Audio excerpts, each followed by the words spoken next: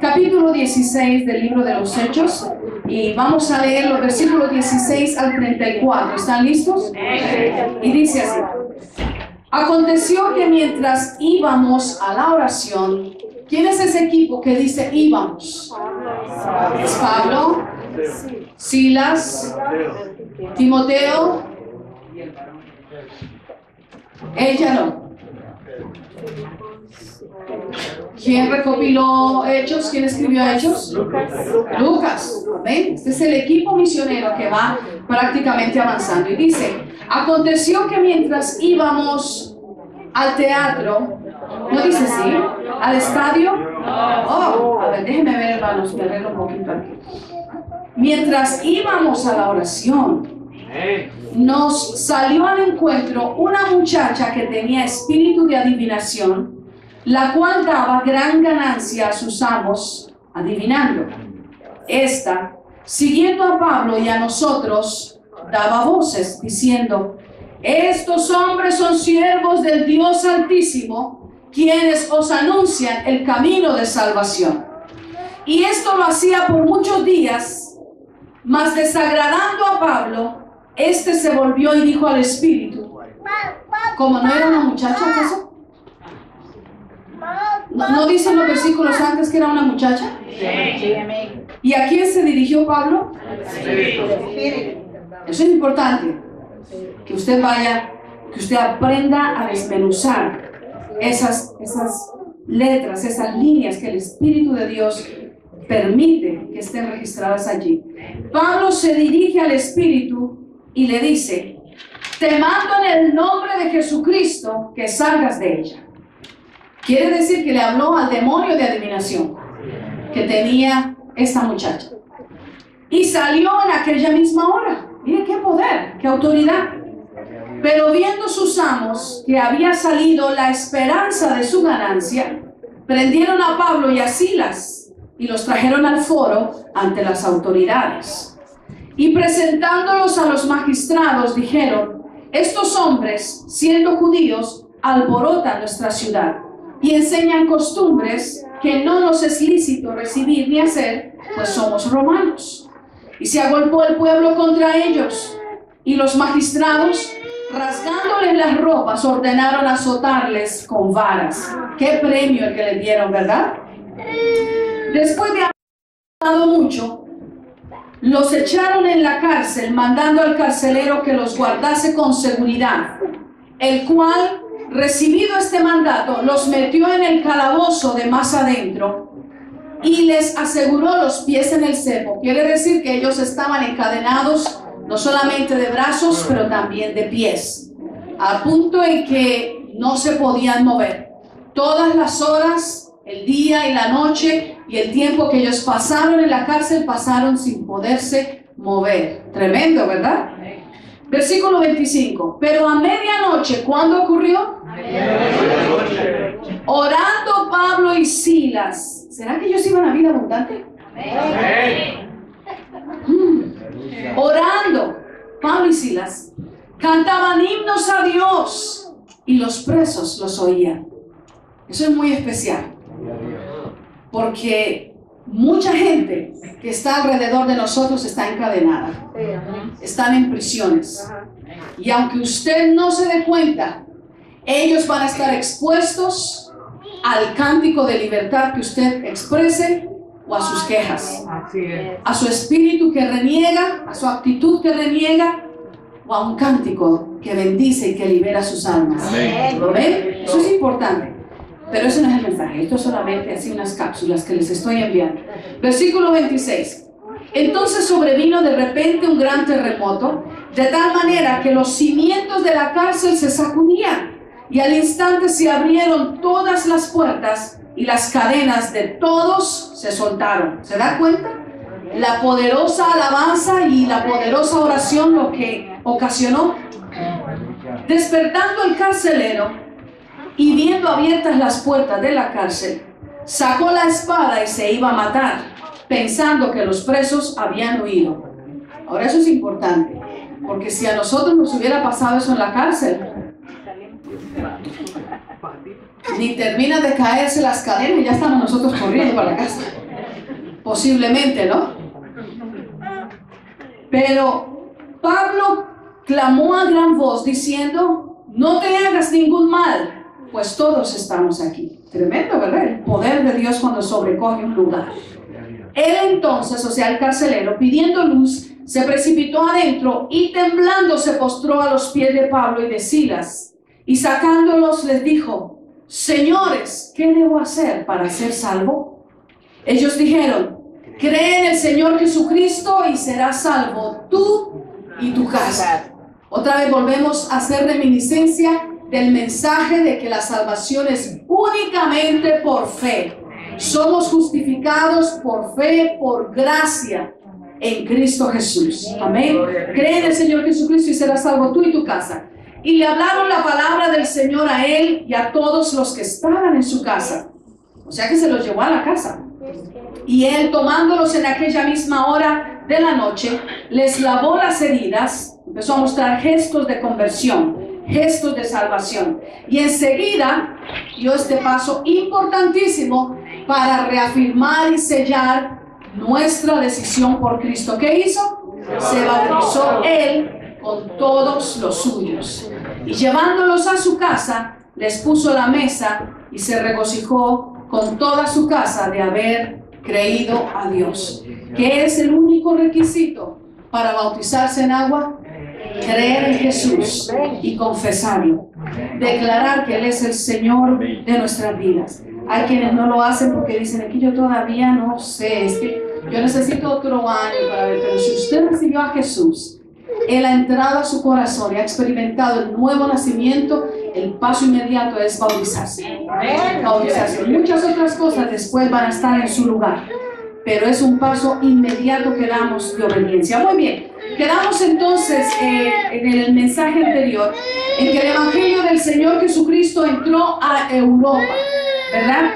Y llegó a esos países europeos en el tiempo de Pablo, en su segundo viaje misionero, y Dios utilizó grandemente a una mujer llamada Lidia. Esos eran los versículos que anteriormente teníamos. Una mujer llamada ¿cómo? Lidia. Lidia fue el vaso que Dios utilizó para llevar salvación y el Evangelio del Señor Jesucristo a las naciones europeas. Qué poderoso eso, ¿verdad? ¿Se da cuenta que Dios no es un Dios machista? Amén. Que lo que tiene que ver con sus propósitos no está supeditado, no está sujeto a género, ni a conocimiento, ni a estrato social, porque es propósito de Dios y todo lo que Él pide es que se disponga el corazón. Amén. Hoy vamos a meditar en los siguientes versículos del pasaje, que son los que ya hemos leído, y vamos a comenzar con este primer punto. Yo le he intitulado a este primer punto, o mejor, de pronto el título del mensaje es El canto de libertad desde la cárcel. Y este primer punto del cual yo quisiera que habláramos un buen rato es que el infierno se enardece cuando el creyente camina hacia la oración. ¿Están conmigo? Amén. El infierno se enardece, quiere decir que se subleva, se levanta, se enfurece, se alborota, arremete fuertemente cuando el creyente camina hacia la oración. Eso es lo que dice el versículo 16, que mientras iban ¿a dónde? A la oración. Sin duda ustedes se han dado cuenta, amados hermanos, en el recorrido que llevamos del libro de los Hechos, que hay sucesos, que hay eventos, que hay actividades, que hay prácticas que se mencionan y ocurren vez tras vez en el libro de los Hechos, ¿verdad? Le voy a mencionar algunas de ellas. Por ejemplo, en el libro de los Hechos encontramos continuamente que ocurren sanidades, ¿verdad? Ocurren milagros, ocurren maravillas, ocurren bautismos en el Espíritu Santo, ocurren bautismos en agua, que hay multitudes siendo salvos y siendo alcanzados con la predicación del Evangelio. Otra nota que también es recurrente en el libro de los Hechos es la persecución a causa del Evangelio predicado de Cristo Jesús. También se menciona muchas veces el encarcelamiento por causa de la predicación del Evangelio. Pero si hay una actividad que es posiblemente la que más se nombra, es la oración. En el libro de los Hechos. ¿Están conmigo? La oración. Y en este día, amados hermanos, me atrevo a afirmar que muy pocas o quizás ninguna de las maravillas que se registran en el libro de los Hechos, posiblemente ninguna de ellas hubiera acontecido si no hubiera existido una iglesia compuesta por creyentes y dirigida por líderes que tenían muy claro en sus vidas que la disciplina más importante, más poderosa que debe regir la vida del creyente es la oración y el estudio de la palabra de Dios. Importantísimo. Todos los milagros y el gran impacto que los cristianos lograron en el mundo de su época, aún estando bajo el régimen del más cruel y depravado, del más corrupto de los imperios, conocido como el Imperio Romano, en la historia de la humanidad, todo ese impacto de los creyentes en ese siglo fue posible porque iba precedido de la más poderosa disciplina del creyente, que se llama la oración. ¿Usted se da cuenta de eso? Eso es importante. Amada iglesia, el creyente más temido en el infierno y el creyente más efectivo en la tierra no es el que habla más bonito. ¿Están conmigo? No es el que habla más bonito. No es el que canta más bonito. No es el creyente que es más elocuente. No es el que se da ínfulas de que lo sabe todo y sabe más de Biblia que los demás. No es el que tiene más talentos. No es el más fuerte. Ni es el que tiene más años de estar en el evangelio o en la iglesia. El creyente más temido en el infierno y más efectivo en la tierra es el creyente que ora. ¿Usted cree eso? Alabe al Señor si usted cree eso. Ese es el creyente más temido en el infierno. El creyente que ora hace que las potencias de los cielos reciban la orden de Dios y sean movidas a su favor. Eso lo encontramos en toda la escritura. Esa fue la experiencia de Elías. Elías fue uno de esos profetas que, si por algo se distinguió, además de los milagros y el poder con que el Señor lo usaba, es porque era un hombre de oración. Un hombre de oración a tal grado que podía pararse delante del rey más temido de su época y decirle: no lloverá más sobre Israel hasta que yo no dé la palabra. Y oraba y no llovió por 3 años y medio. ¿Se da cuenta? 3 años y medio que trajeron sequía a Israel.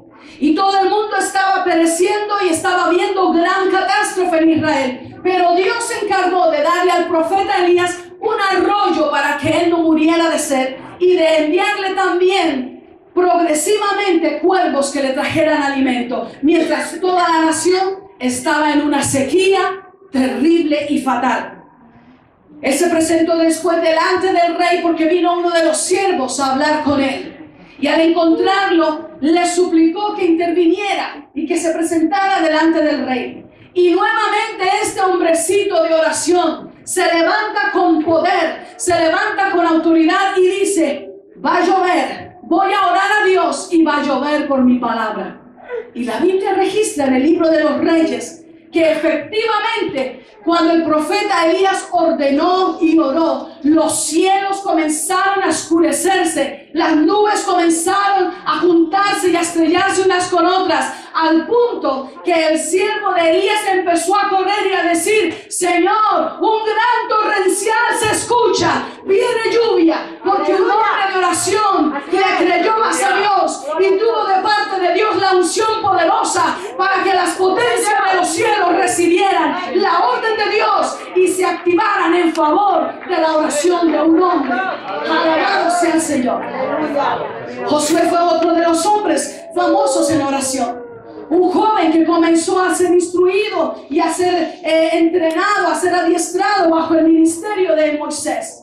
Y Josué fue uno de aquellos que se levantó y, orando en una batalla, dijo al sol: deténgase ahí donde está y no avance más la hora y no llegue la tarde y no se oscurezca, porque necesitamos ganar esta batalla. Y la Biblia registra que en efecto se detuvo el tiempo. Dejó de girar la tierra alrededor del sol al punto que no siguió más su curso hasta que ellos habían vencido a todos sus enemigos. ¿Qué fue lo que lo hizo? La oración. La oración. La historia de Daniel. Wow, esta historia de Daniel es algo maravilloso. Un hombre metido en oración. Un muchacho que desde niño había sido llevado cautivo a Babilonia, pero que había encontrado desde muy joven el deleite en la presencia del Señor. Había encontrado que no importaba lo que pasara a su alrededor, su deleite estaba en la presencia del Dios de los hebreos. Que no le importaba que lo juzgaran, que no le importaba que lo traicionaran, que no le importaba que se burlaran de él, porque él había encontrado en la oración una comunión refrescante que lo revitalizaba, que lo levantaba, que le daba autoridad. Ese era Daniel, un hombre de oración. Tanto que por orar a su Dios, los enemigos le pusieron el dedo y lo lanzaron al foso de los leones. La Biblia dice que eran leones hambrientos, leones que en cualquier momento apenas estaban esperando solamente que cayera un poco de comida para devorarlo, para comérselo. Pero de una manera maravillosa y extraordinaria, en el momento en que tiran a Daniel, los leones, aunque lo asedian, no lo pueden tocar. Algunos han dicho que es porque Daniel no olía carne, porque Daniel oraba tanto que estaba oliendo todo el tiempo al Espíritu de Dios. Un hombre metido en oración, y el Dios de Daniel lo libró del foso de los leones. El rey Ezequías es otra historia. Él estaba pronto a morir. Vino el profeta Isaías y le dijo: ordena tu casa y prepárate, porque morirás y no vivirás. Y la Biblia dice que apenas iba el profeta en el patio del palacio cuando Ezequías volteó su rostro contra la pared y dijo: Dios, acuérdate de mí. Y empezó a orar y desnudó su alma en la presencia del Señor. E inmediatamente Dios le dio la orden al profeta que regresara a ver al rey Ezequías y le dijera: he aquí que yo he escuchado tu oración y yo me he enternecido por tu plegaria, y yo te aumento en este día 15 años más de vida. Todo eso se puede lograr con hombres y mujeres de oración, de oración, de oración, alabándose al nombre de Jesús. ¿Conoce usted algún ser humano que le pueda regalar 15 años de vida? No. Aun cuando los médicos nos van a intervenir, ¿no es cierto que nos hacen firmar un waiver? Porque dice: pues vamos a hacer el mejor intento, pero no le podemos garantizar nada. Así que denos aquí su firmita, porque donde venga la pelona y se lo lleve, o se la lleve. ¿No es cierto? ¿Verdad que en ese mundo vivimos? No hay una sola entidad que a usted le pueda regalar ni tan siquiera un minuto más de vida. No hay ninguna organización, por poderosa que sea, que a usted le pueda garantizar que usted va a vivir hasta tal fecha. No existe ningún político, ningún presidente, ninguna fuerza humana que le pueda decir a usted: no se preocupe, yo me voy a asegurar que cada vez que venga la pelona por allá a rondar, yo la espanto. Usted viva tranquilo, pase chévere, usted haga como que está en una completa vacación. Nadie lo puede hacer. Pero hay uno en los cielos que sí tiene autoridad. Hay uno que sí puede dar la vida y quitarla.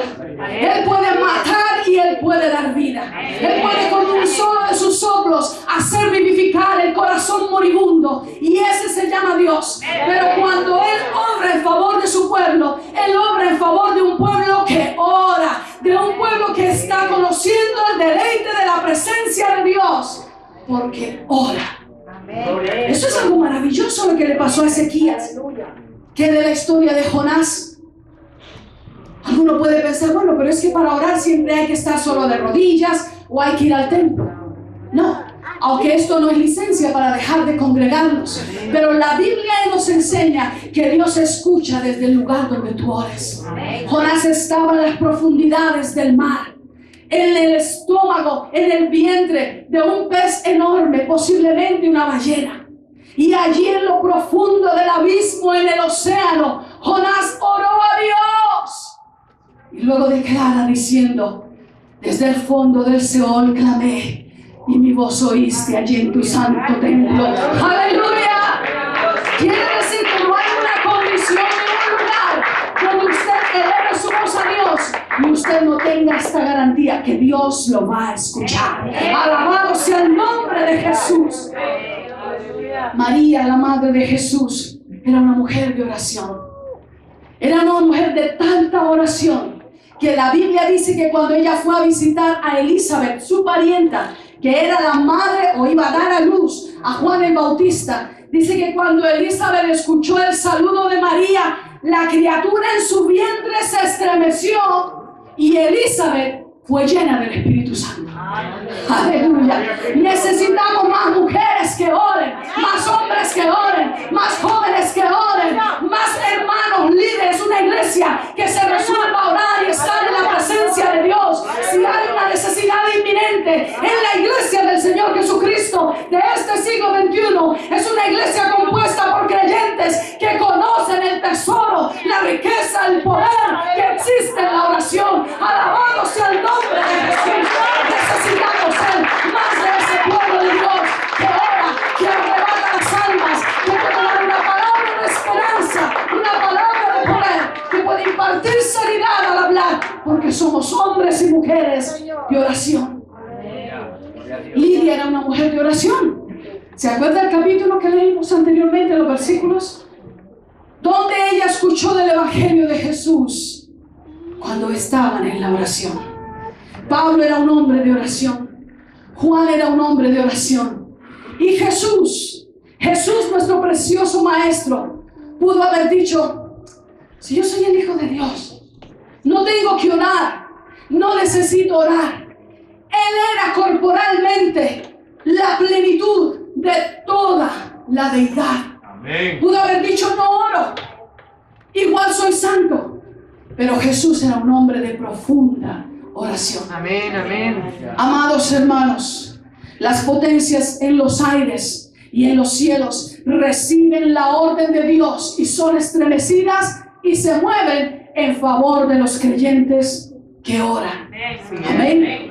De igual manera, déjeme decirle que regularmente el creyente que le es más útil a Satanás dentro de la iglesia es el creyente que no ora. Se despertaron, gloria a Dios. El creyente que para todo tiene tiempo, para todo. Tiene tanto tiempo que hasta le regala a uno un tiempo extra. Que en todo se ocupa, pero ve la oración con desprecio. Ve la oración con desinterés.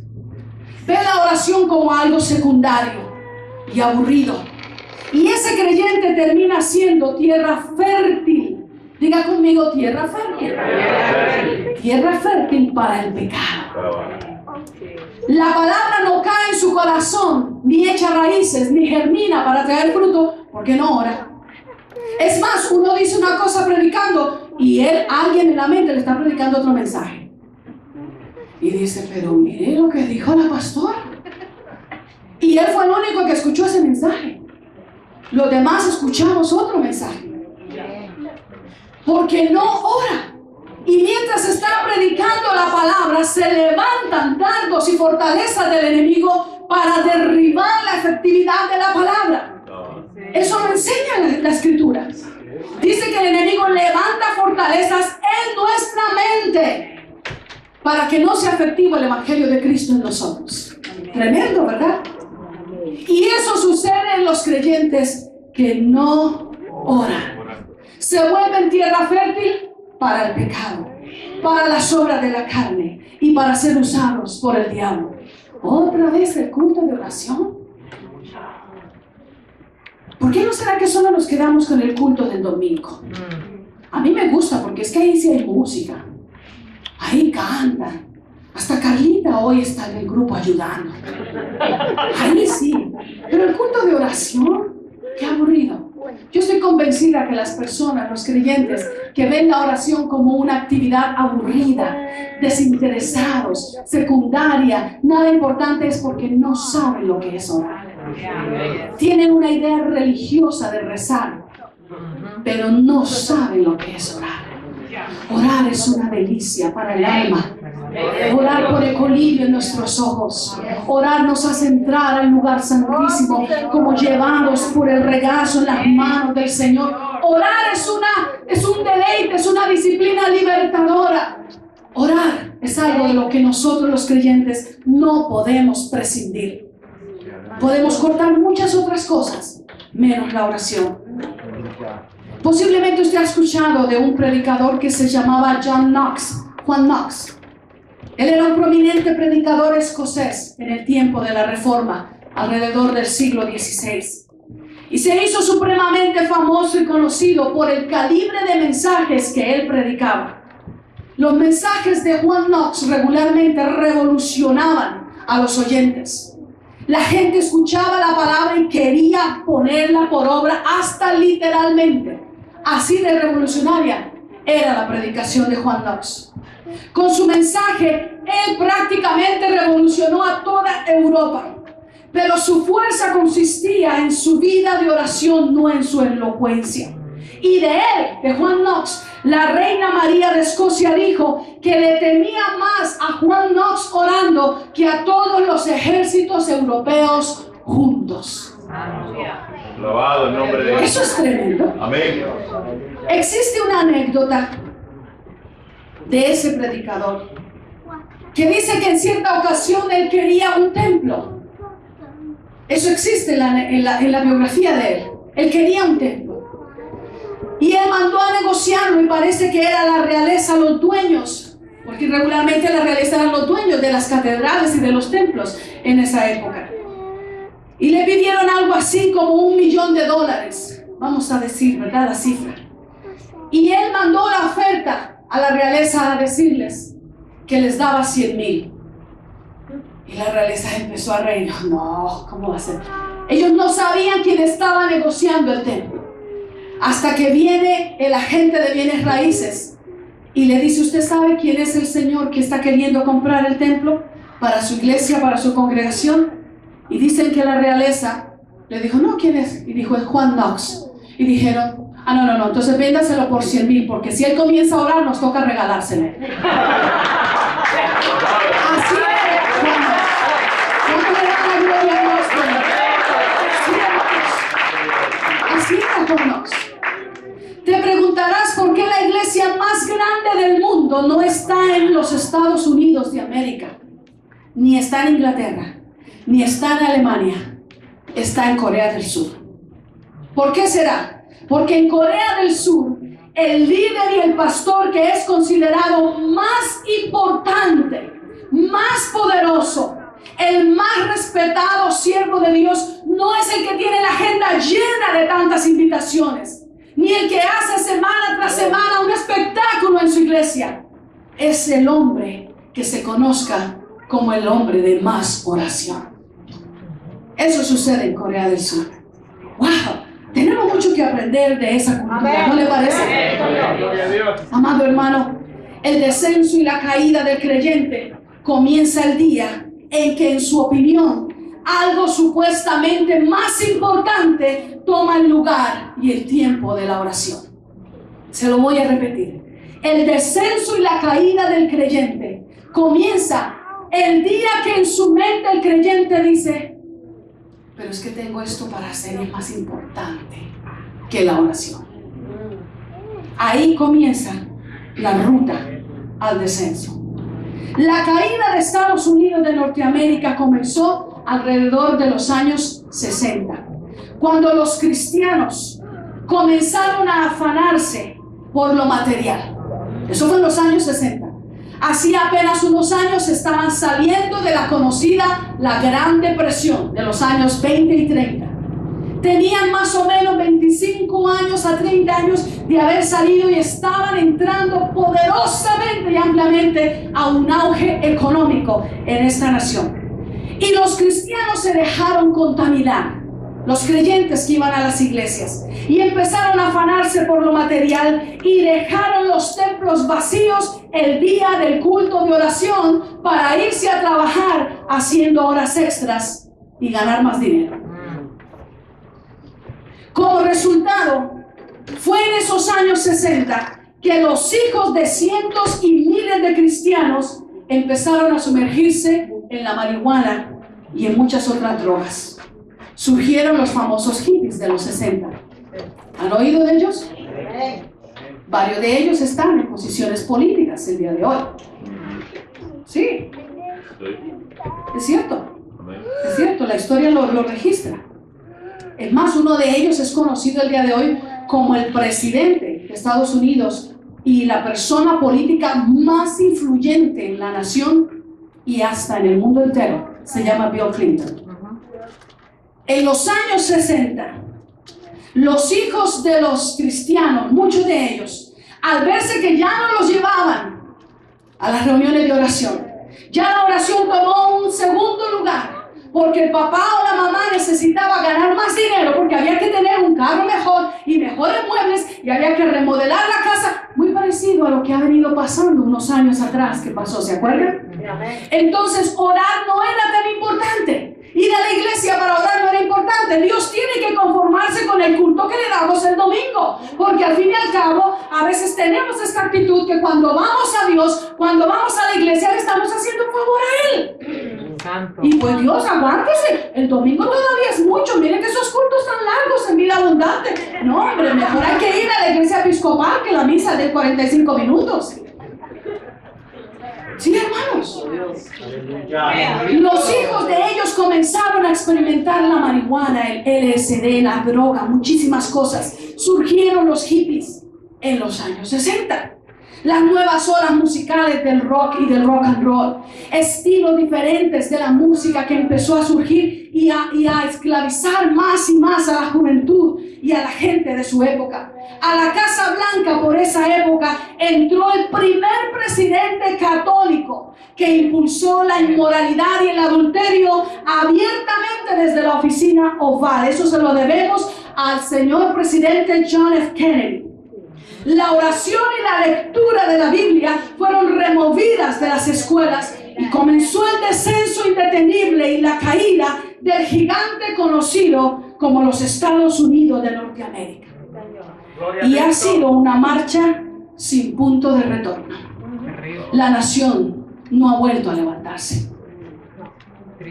Claro, nosotros que venimos de pronto de una villa, de un rancho, decimos, wow, oh, esta nación. Hay abundancia, hay prosperidad, pero esta nación no es la sombra de lo que fue hace unos años. Y esa ruta de descenso parece no encontrar un punto de retorno. Ha sido una marcha completamente hacia el despeñadero, donde hoy, para vergüenza de esta nación, tenemos en el condado de Orange el más grande templo budista del mundo entero. No está en la China, ni está en la India. El más grande templo budista está aquí en los Estados Unidos de Norteamérica, en el condado de Orange, en el estado de California. ¿No le parece eso terrible?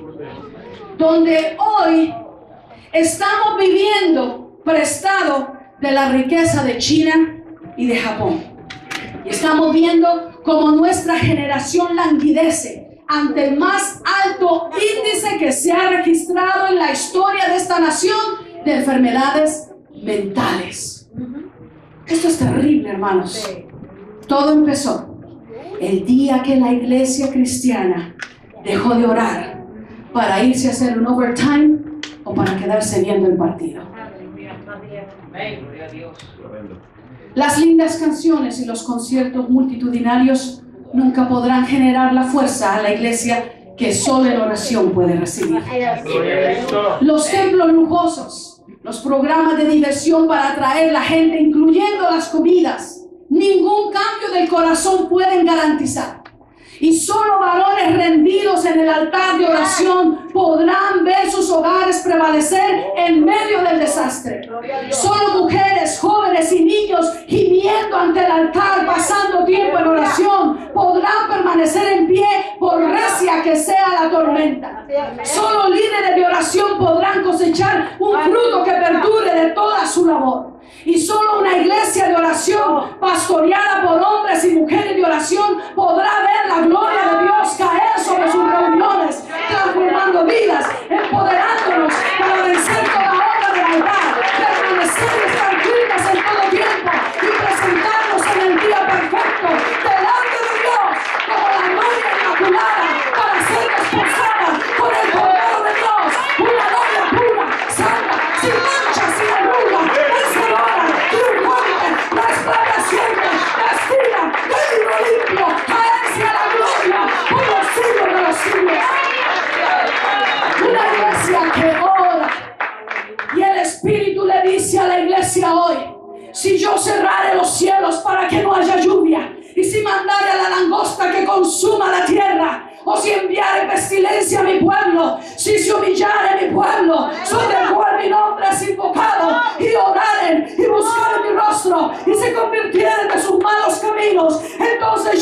oiré desde los cielos y perdonaré sus pecados y sanaré su tierra. ¡Aleluya! ¡Aleluya!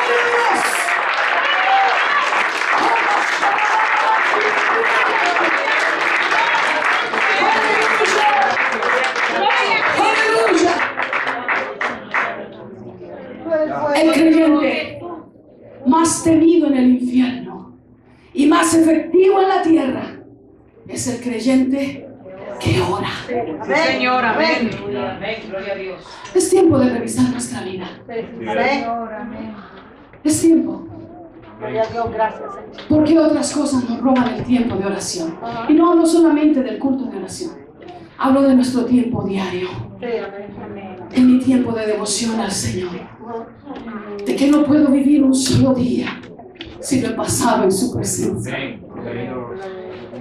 Que es que cuando el día avanza y yo no he estado en la presencia de mi Dios, yo siento que el aire me falta. Yo siento que el oxígeno se me agota. Yo siento que voy a desmayar. Y entonces entiendo que no estaba en la presencia de mi Dios.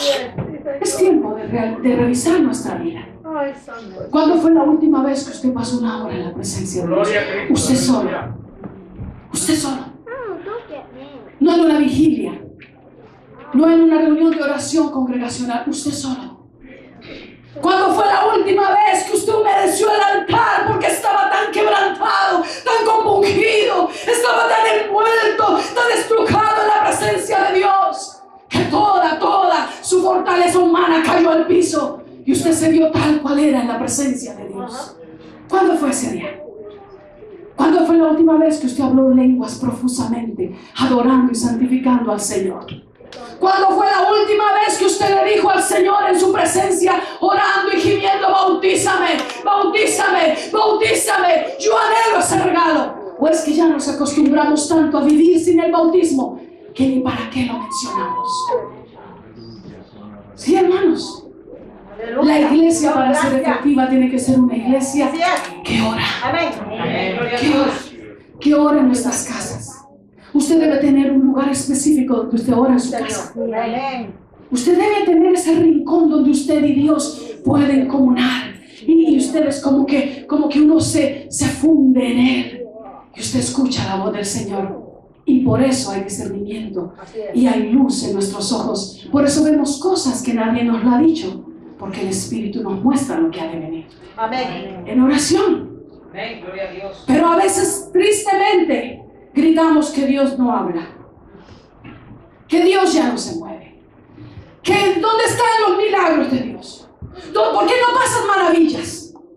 ¿Por qué no nos metemos en un lugar solos con Dios y le decimos, Dios, ¿por qué no hay maravillas? ¿Por qué no hay bautismos? ¿Por qué están pasando estas cosas? ¿No le parece? Y yo le aseguro que ahí en el secreto de Dios vamos a recibir la respuesta de Dios. Gloria a Dios. El segundo punto que quiero dilucidar hoy es lo que nos dice en el versículo 17 al 24. Que esa muchacha que tenía espíritu de adivinación y le daba gran ganancia a sus amos, se fue siguiendo a Pablo y al equipo misionero y daba grandes voces diciendo, estos hombres son siervos del Dios Altísimo, quienes os anuncian el camino de salvación. Ahora, ¿qué hay de malo con lo que está diciendo esa muchacha? Dígame, miren lo que dice él. ¿Qué hay de malo? Nada. Humanamente, nada. ¿No es cierto lo que ella dice? Que ellos eran siervos del Dios Altísimo. Es cierto que ella estaba diciendo que ellos anunciaban el camino de salvación. No hay ninguna contrariedad a nuestro oído humano lo que ella está diciendo. Pero yo entiendo aquí por la palabra del Señor que llega un momento en que Pablo se desespera, como que le permitió el primer día, segundo día, bueno, le permitió varios días porque dice que después de muchos días, en uno de esos momentos cuando ella siguió gritando y proclamando esas voces detrás del equipo misionero, la Biblia dice que Pablo se dio vuelta y le dijo al espíritu de adivinación, te ordeno en el nombre de Jesucristo que salgas de ella. Así dice, ¿verdad? Y amados hermanos, una verdad proclamada por una fuente falsa es contraproducente. No se deje usted confundir. Se lo voy a repetir. Le estoy hablando en el contexto de iglesia cristiana evangélica de sana doctrina. Una verdad proclamada por una fuente falsa es contraproducente porque ataca y pone en tela de juicio el carácter puro de la iglesia. La iglesia es columna y baluarte de la verdad. Amén. Eso lo dice la Biblia, eso lo dice Timoteo, ¿verdad que sí? Dígalo conmigo, la iglesia es columna y baluarte de la verdad. Como tal, amado hermano, la iglesia exige que así como su naturaleza es pura y su mensaje es puro, también sus representantes, sus voceros, sus emisarios, sus discípulos que la componen y que proclaman sus verdades sean puros. Amén. ¿Eh? Que sus vidas al anunciar su mensaje sean consistentes y que no haya discrepancia entre el mensaje que predicamos y el estilo de vida que llevamos. Amén. ¿Verdad? ¿Sí me entendieron? La verdad que proclamamos de la iglesia tiene que ser consistente con nuestro estilo de vida. La verdad que anunciamos de la palabra de Dios tiene que hacer en nosotros el reflejo con nuestro estilo de vida y la gente oye que no hay discrepancia, que no hay inconsistencia entre lo que decimos y lo que somos. ¿Sí están entendiendo eso? Este principio es prácticamente uno de los más fundamentales que nos distingue como una fe viva de cualquier otra religión. Que la fe que nosotros abrazamos y predicamos nos transforma y nos demanda reflejar al fundador de la iglesia que se llama Jesucristo. Es por eso que cuando nosotros decimos ser cristianos, pero hay alguna mancha en nuestro estilo de vida, la gente dice, ¿y eso qué dice que es? Cristiano. Pero eso no se lo dicen a un budista. Eso no se lo dicen a un musulmán, que son asesinos. Eso lo dicen del cristiano. No lo dicen de los católicos. Y tienen su lugar también, ¿verdad? Lo digo con respeto y con delicadeza, pero no lo dicen de esa religión. Hay quienes no salen de su religión católica o de otra religión porque están cómodos en esa religión. Porque les permite llamarse católicos y son adúlteros y les permite hacer muchas ofrendas y están creyendo que llevan esas ofrendas para sacar a su abuelita, a su abuelito, que era el hombre, la mujer más perdida de la comunidad, pero ellos están llevándole ofrendas para sacarlo de allá del purgatorio y meterlo al cielo. Esa religión lo permite. Le permiten llamarse católicos y ser pederastas, abusadores de niños. Y alguno puede pensar, pero también hay pastores evangélicos que han hecho eso. Es cierto.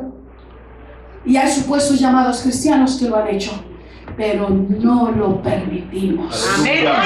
Sí, Señor. La iglesia no endosa esa conducta. Así es, amén.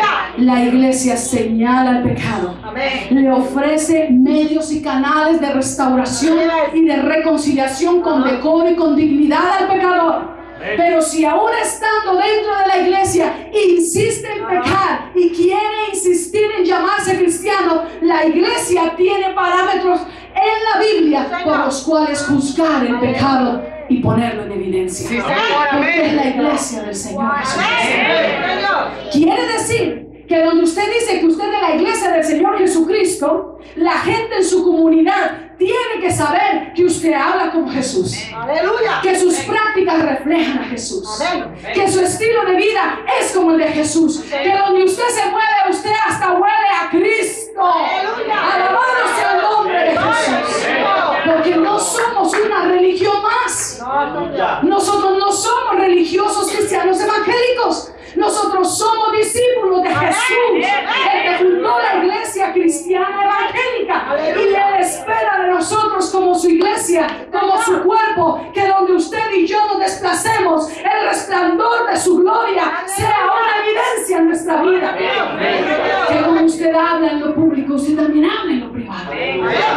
Que la conducta que usted no se atreve a hacer en lo público, usted tampoco se atreva a hacerla en lo privado. Porque puede que sea de mal nombre. ¿Verdad? Ese es el Evangelio. Ese es el Evangelio. Este principio nos distingue de todas las religiones. Y lo que esta muchacha iba proclamando por las calles donde iban Pablo y su equipo misionero era cierto. Pero por venir de un vaso sucio, pecaminoso y endemoniado, permitirle que ella siguiera haciéndolo solo beneficiaba al mal, porque enviaba un mensaje mezclado. ¿Sí se da cuenta lo peligroso? Un mensaje con sombras. Un mensaje que dejaba oscuridad a los oyentes. Y eso es contraproducente a la iglesia. Porque la iglesia donde llega y predica el Evangelio trae luz. Luz que penetra las tinieblas. Un sol de justicia que resplandece y pone en evidencia todas las cosas. Gloria a Dios. Gracias, Dios. Aleluya. La iglesia del Señor Jesucristo es juzgada por los de afuera, de acuerdo al mensaje que proclamamos y de acuerdo a nuestra vivencia de ese mensaje. ¿Están conmigo? Amén. Así es, amada iglesia. Jesús reprendió endemoniados y les ordenó que se callasen, aunque lo que decían de él era verdad.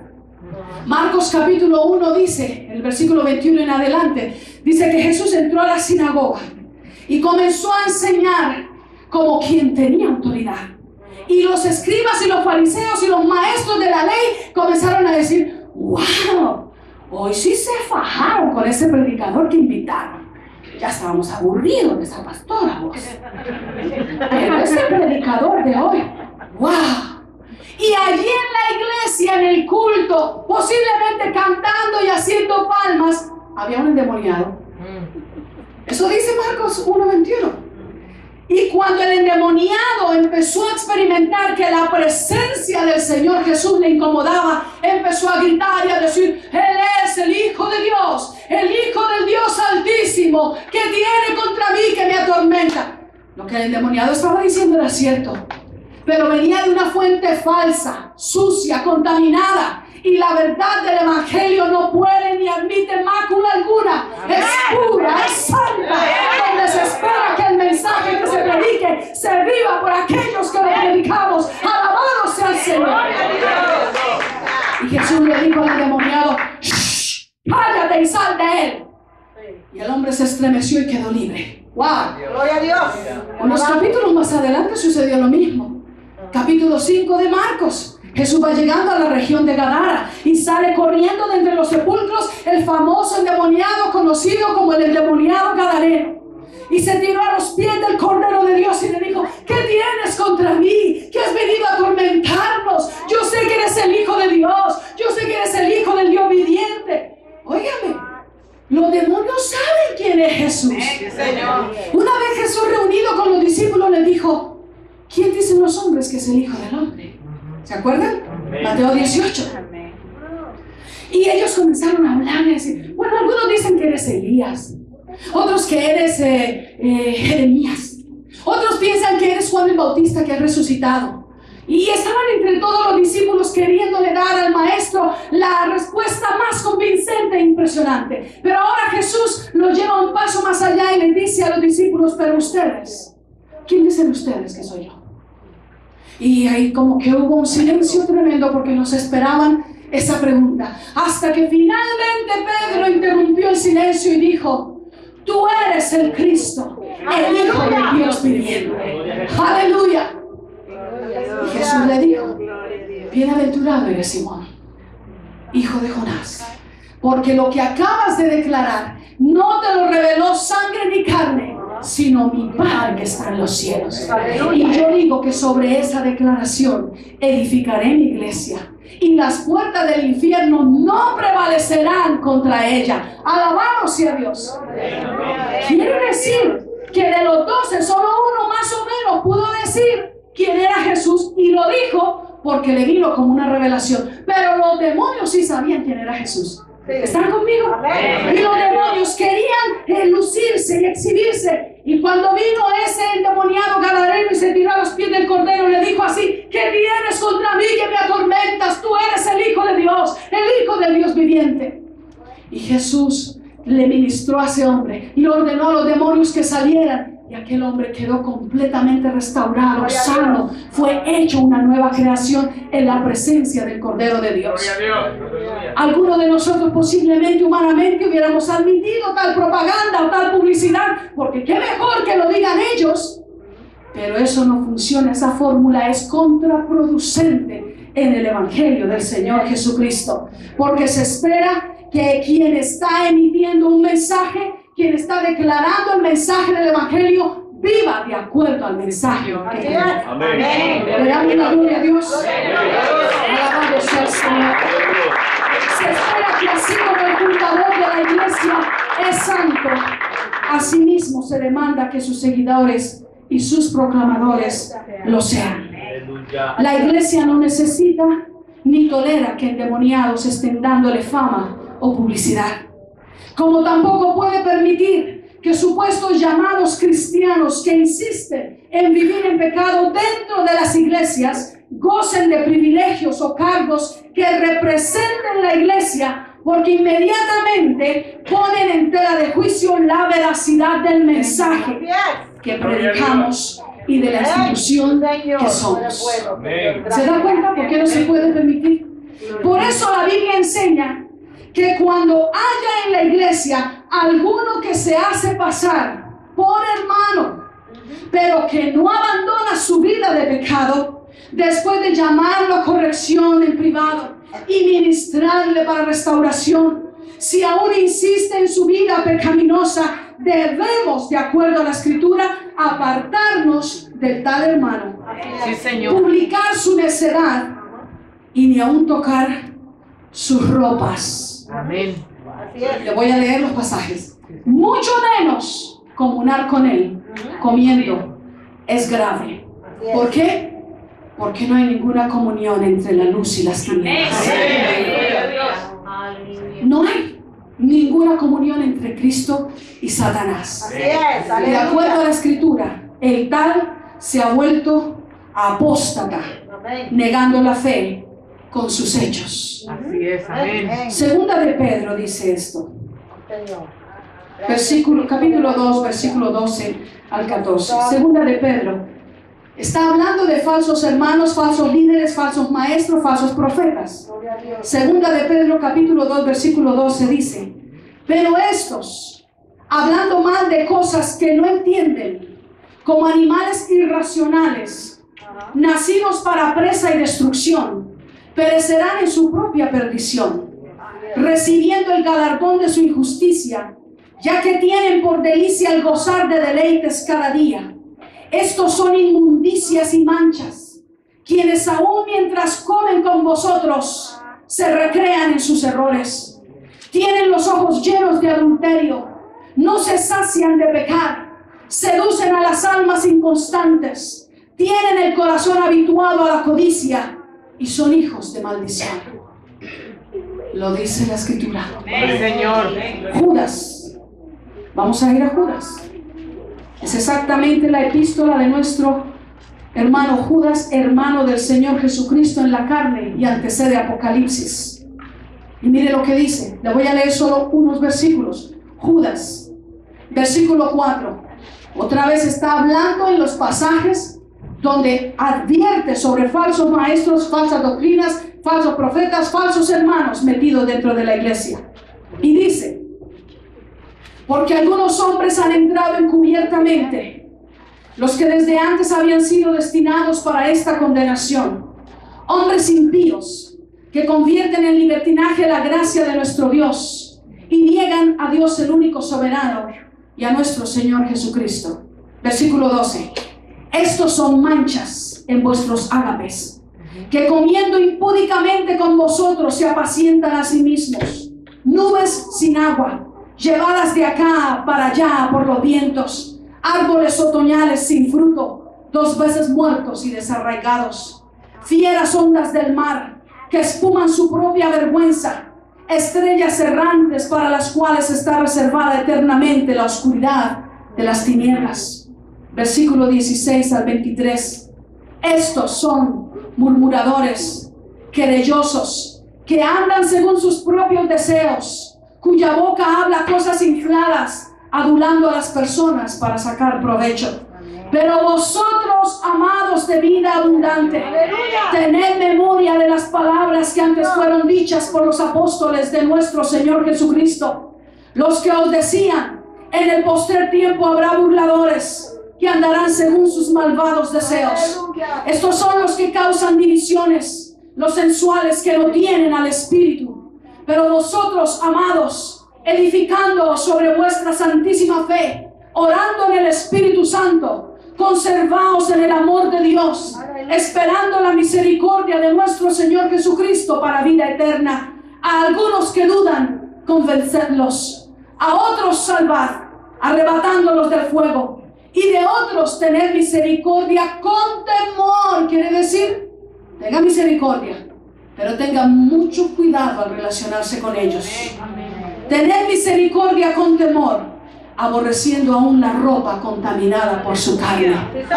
¡Ay, gloria a Dios! La iglesia de Cristo es una iglesia santa,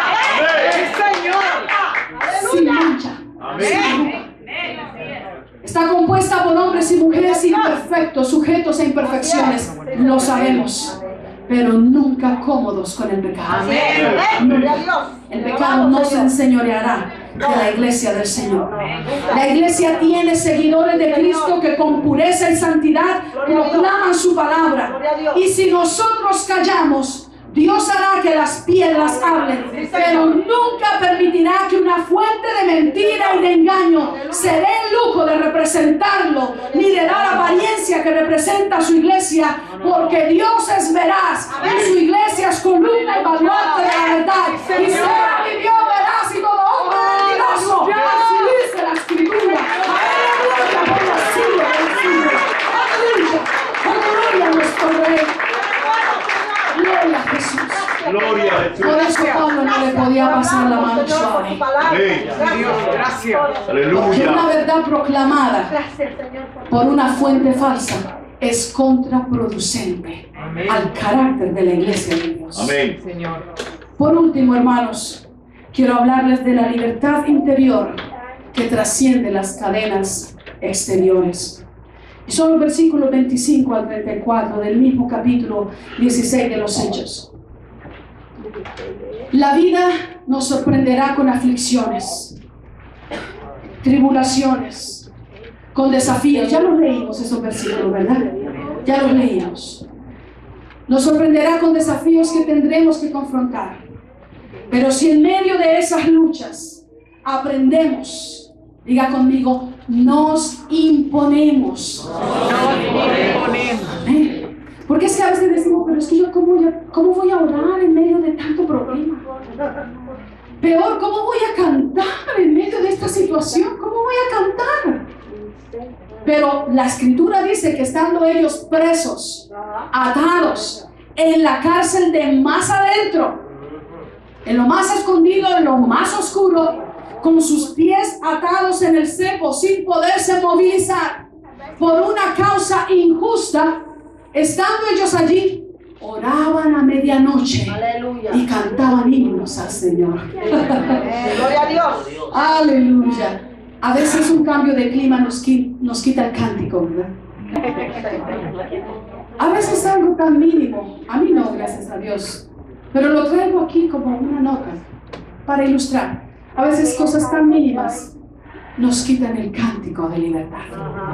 Gloria a Cristo. Nosotros debemos aprender a imponernos, todavía orar y alabar a Dios con cánticos, no importa la circunstancia que estemos pasando. Así es. Y yo le aseguro que cuando lo hacemos no hay prueba ni situación que el enemigo pueda tornar en una atadura, ni podrá jamás encadenarnos, porque experimentaremos que la libertad que llevamos dentro no puede ser estancada por circunstancias externas. Amén. Sí, Señor, amén. Hay quienes caminan por las calles, pero están presos. presos de amargura, presos de falta de perdón. Hay algunos que incluso llegando a las iglesias todavía están presos. Presos de infidelidad, presos de mentira, presos de deseos de venganza, presos de temores, presos de complejos, presos de muchas cosas, de abatimiento. ¿Será que Dios proveerá para mañana? ¿Será que Dios me va a dar? ¿Será que pagaré la casa? ¿Será que...? Y están presos de ansiedad. Y hay quienes en la cárcel han encontrado su mayor libertad al recibir a Jesús. Posiblemente Pablo y Silas aprendieron a cantar. Casi creo que así fue. Más que todos los salmos, porque los salmos ya eran una versión que ellos podían tener. De hecho, era gran parte de las escrituras que ellos estudiaban desde muy niños. Y posiblemente ellos pudieron aprender a cantar los salmos sin importar dónde estaban, qué estaba pasando alrededor de ellos, porque dentro de ellos había profunda libertad. Amén. Gloria a Dios.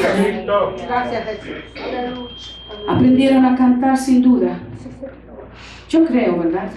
Si no es así, pues allá le vamos a preguntar cuando lleguemos qué cantar. Pero hay un salmo de David que a mí se me ocurre mucho que pudieron haber cantado ese día o esa noche, no importando lo que pasara en sus vidas, fuera y dentro. Y pudo haber sido ese que dice: te exaltaré, mi Dios, mi Rey, y bendeciré tu nombre eternamente, para siempre. Cada día te bendeciré y alabaré tu nombre eternamente, para siempre. Grande es Jehová y digno es suprema alabanza, y su grandeza es inescrutable. Cada día te bendeciré. Y había cadenas en sus manos y sus pies estaban prisioneros al cepo, y habían sido latigados con varas por predicar a Jesús, no por haber hecho una fechoría, ni haber robado, ni haber hecho daño, sino por predicar a Jesús. Y eran tenidos por la escoria. Pero yo le aseguro que ese canto de libertad de medianoche sonaba tan hermoso como el que ahora cantamos nosotros. Aunque no hay cadenas, aunque tal vez tenemos el refrigerador lleno de comida y nadie nos persigue, y tristemente a veces ni aún así podemos cantar con libertad. Pero ellos cantaban